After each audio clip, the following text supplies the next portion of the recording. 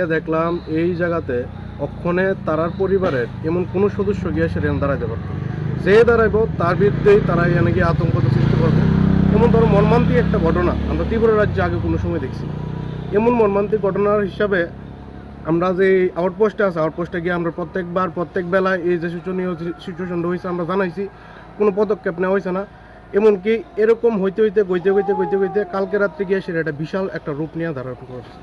কালকে গিয়ে সেটা দেখা গেল যে একটা স্কুটি পুরানো হয়েছে, একটা বাইক পুরানো হয়েছে, মহিলার উপরে অশ্লীলতা আচরণ, প্লাস ছোট্ট একটা বাচ্চাকে নিয়ে স্বামীরে মারছে, প্লাস মারছে, বউরে মারছে, নানান প্রকৃতিভাবে এই জায়গাতে গিয়ে সেরা এই দুষ্কৃতি মানুষরা মেন্টালিটি নিয়ে সেরে পাড়াতে প্রতিবেশীরা তারা এই জিনিসটা দাঁড়িয়ে আছে। তো আপনারা যে গেছেন কি অবস্থা দেখছেন এখানে? এখন গিয়ে দেখছি আমি প্রটেক্টেড, আমি গিয়ে দাঁড়াইছি গিয়ে সেরা দিই প্রত্যেক বাড়ির থেকে মানুষ সেরা উকে দেখতেছে, চোখে দিয়ে ইশারা দিতেছে, একজন আরেকজনের লোক কথা কইতেছে, মানে ব্যাপার কি আমি বুঝতে পারতেছি না। তো আমার উপরের থেকে ফোন আইছে যে তুমি ইয়ান থেকে সরে দাও, নাহলে তোমার ইয়ান মেয়েদের কিন্তু আক্রমণ হতে হবে। তো আমি লগে ফোন করলাম স্যারের কাছে, স্যার কইছে অক্ষণে এনে যাও না, স্পটে কেউ নিয়ে যাও না, ইয়ান মেয়েদের কিন্তু দুষ্কৃতীরা আক্রমণ করার লিগা অহন অব্দি তৈরি আছে, কারণ ওই অহন অব্দি তারা অ্যারেস্ট হয়েছেন। তার আমরা মহিলা থানাতে একটা এফআইআর করছি, আমরা ওয়েস্ট পিএসে আরেকটা এফআইআর করছি, অহন অব্দি ডিটেন হয়েছে না।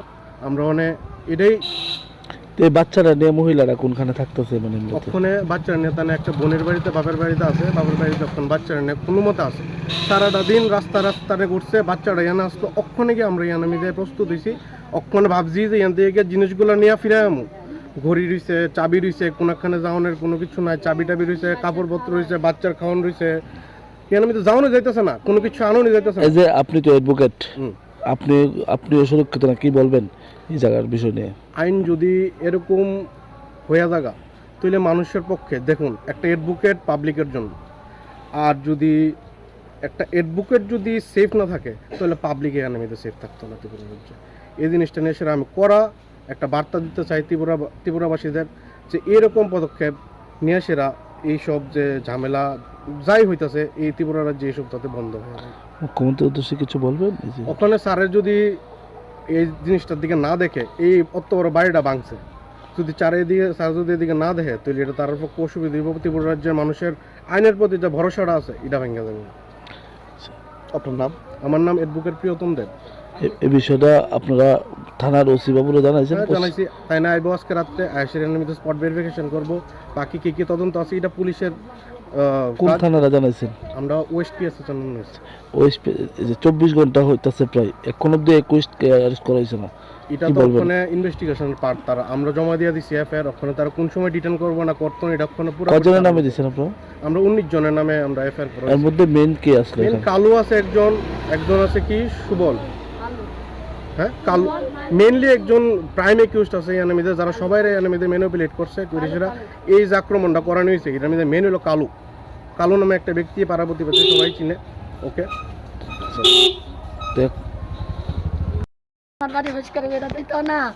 আমার পেটে ভাত নাই, আজকে 5 দিন ধরে আমি এরা যন্ত্রণা তাই না। আমি কালকে চাইলাম গেলে আমি বলছি চলো গো, লাগতো না বাড়ি লাগতো না, মায়া বড় তারা থাকবো।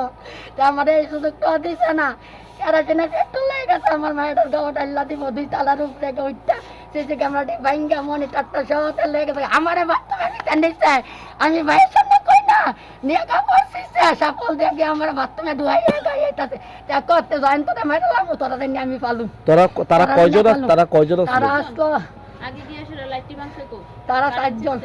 আগে প্রথম দিক করে গিয়ে সেটা কারেন্টটা ফিরছে, এরপর দেখে লাইটটি ভাঙছে, এরপর দেখে সিসি ক্যামেরা। তার কাছে কোনো অস্ত্র আছে? দাও পেট্রোল আর সাপল কেরোসিন আর করাতটা ভাঙ্গাকে ঢুকছে।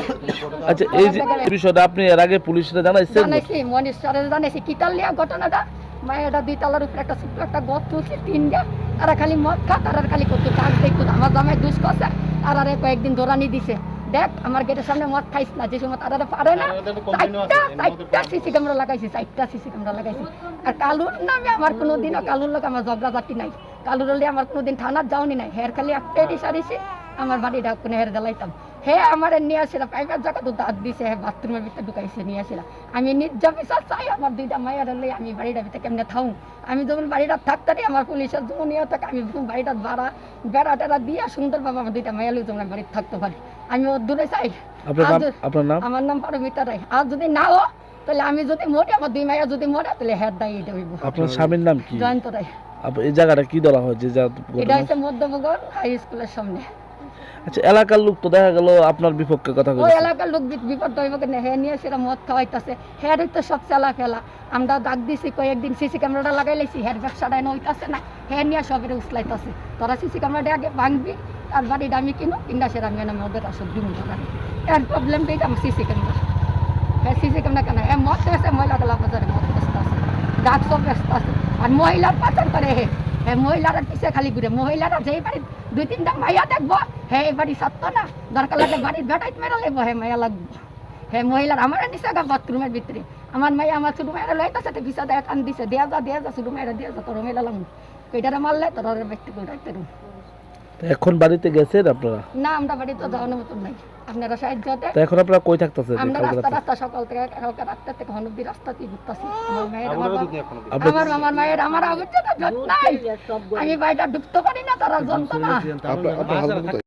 এই ঘটনা এখন অবধি কি অবস্থা আছে এবং হামলা কে বা কারা কতজন অ্যারেস্ট করছেন এই বিষয়ে?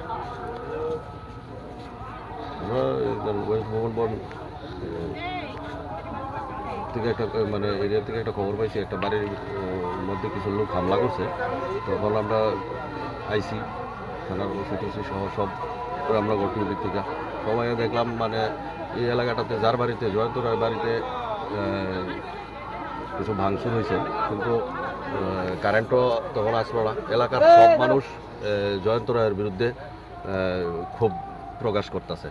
আর কিছুদিন আগে থেকেও মানে জয়ন্ত রায় এই এলাকাতে মানুষের গালিগালাজ মারধর এসব করে ইনটক্সিকেটেড কন্ডিশনে এই এলাকার মানুষ ক্লাবের তরফ থেকে হের এগেনস্টে আপনারা জানানো হয়েছে ভারবেলি ক্লাব। তো আমরাও জয়ন্তরে অনেকবার সতর্ক করছি যে এই এলাকাতে থাকো, সুন্দর মতো থাকো, মানুষের সাথে বিহেভিয়ার ভালো করে করো। কিন্তু গতকাল সম্ভবত মানে আবার একটু হট অল্টারেশন হয়েছে সাধারণ পাবলিকের সাথে। এই হিসাবে পাবলিক উত্তেজিত হয়েছে, উত্তেজিত হয়ে তার বাড়িতে কিছু ভাঙচুর। আচ্ছা, এমনিতে মানে কটা বাইক পোড়া হয়েছে বা কি কি জিনিস ভাঙচুর? একটা বাইক, একটা পুরান বাইক আর একটা বাইসাইকেল। উত্তেজিত জনতাকে বা কাহারা এটা দেখা গেছে না, অন্ধকার রাত্র আগুন লাগাই দিয়েছে। মামলা করা হয়েছে তাদের পক্ষ থেকে? দুনো পার্টি মানে থানাতে অভিযোগ দায়ের করছে।